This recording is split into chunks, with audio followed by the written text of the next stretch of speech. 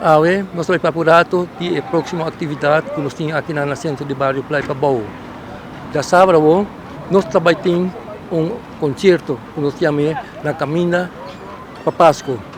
O concerto aqui está muito bonito mesmo e nós trabalhamos pedir não somente o bairro de Playa Pabao, mas a gente Aruba está presente para a atividade aqui. E a atividade aqui é muito especial para motivo que a banda de freelance que normalmente está toca a bordo e vem aqui na Disney de Bahia e vem aqui na centro de bairro Playa Pabao.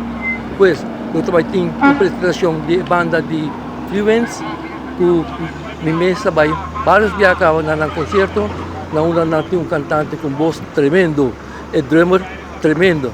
Que hora para que hora essa aqui vai ter? A atividade aqui vai começar 7 horas e vai terminar para 9 horas. Não somente nós vai ter freelance, mas também nós vai ter presente a gaita de Pabao, Fortaleza, voz de direção de maestro Sofia.